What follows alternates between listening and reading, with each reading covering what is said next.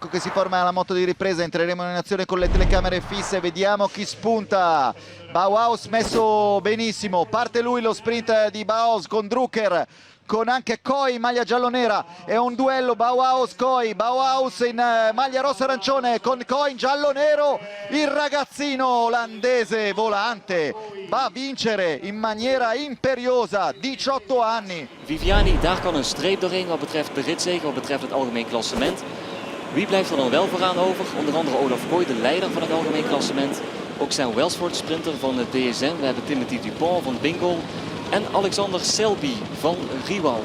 En Selby die gaat er nu vandoor. Rond positie 5-6 in het oranje schuift hij op tussen de mannen van DSM door de linkerkant van de weg. En zo probeert hij de renners van Jumbo-Visma, dat zijn Nick van Dijk en Olav Kooij, te verrassen. Selby gaat vroeg aan en houdt dat tempo dan lang vol. Dat hoge tempo dat hij ontwikkelt.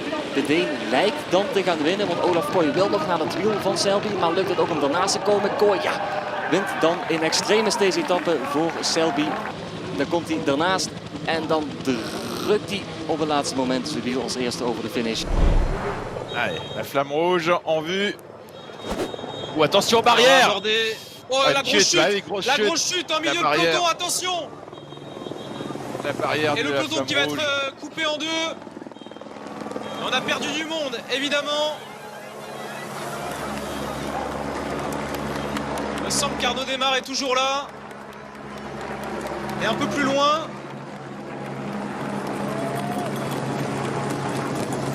Il est un peu plus loin, Arnaud Démare. Il est en 20e position.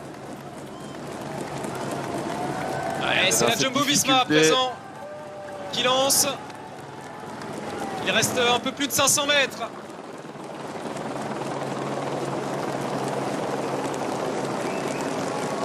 Kooij, il est idéalement placé.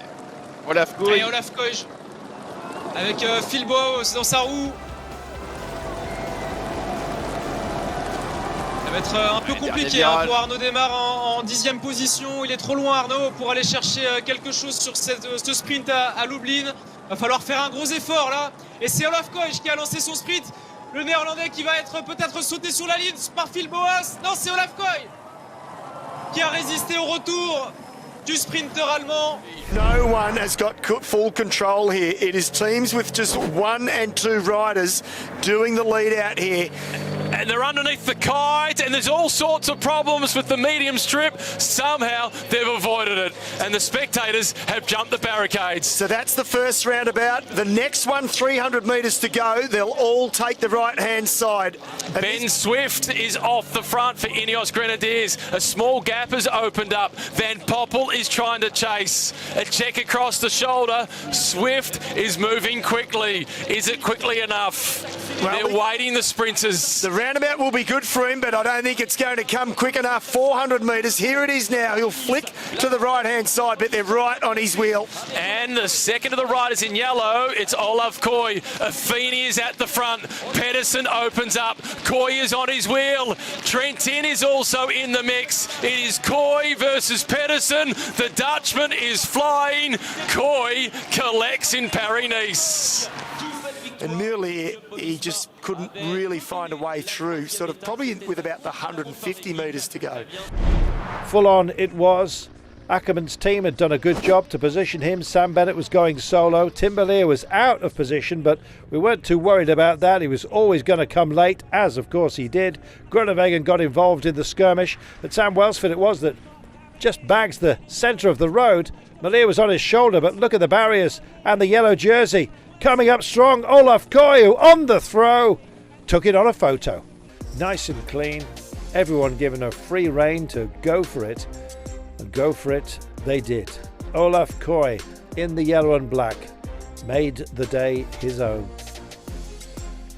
Fabulous piece of sprinting, and hopefully we'll get a repeat as we go to the Abu Dhabi Breakwater on Saturday. And then growing inside the final 3Ks on the tricky streets of Naples. 12 kilometres going into the final K, and it looked as though he had it. It would take pulls from Pogacar and Consonni to really put him under pressure. Narvaez still ahead at 50 metres to go, but Milan launching the sprint, passing him. But Milan's problem was that Kooij got past him too. A first Grand Tour stage win for the very talented young sprinter from the Netherlands.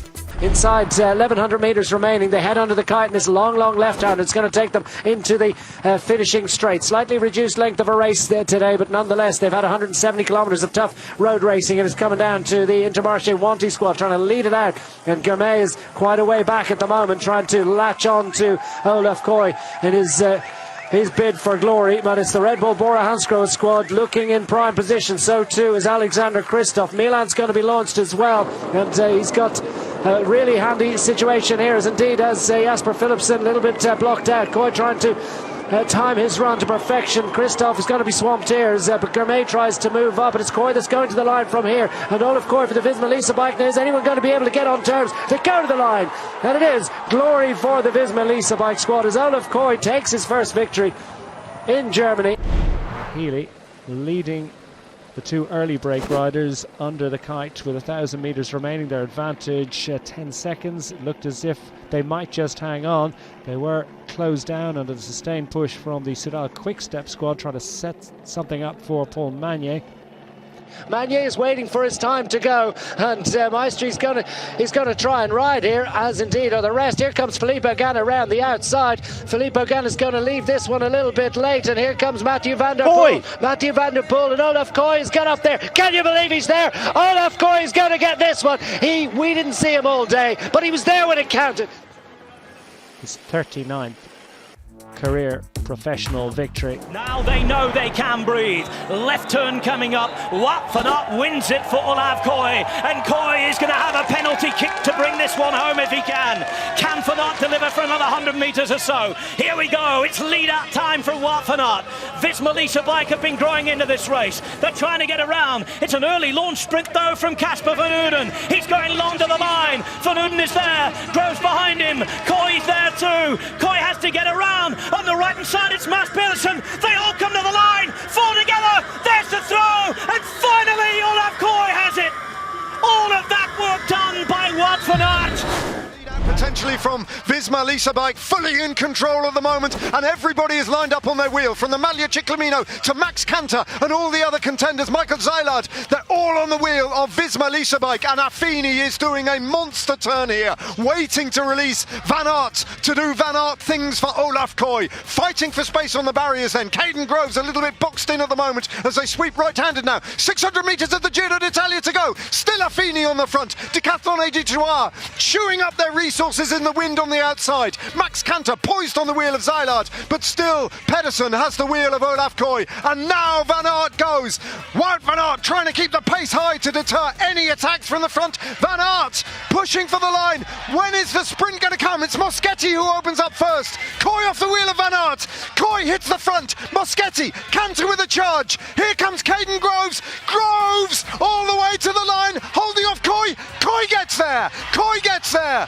Visma Lease bike, the perfect finale. They win the race, they win the final stage, they win it all in Rome.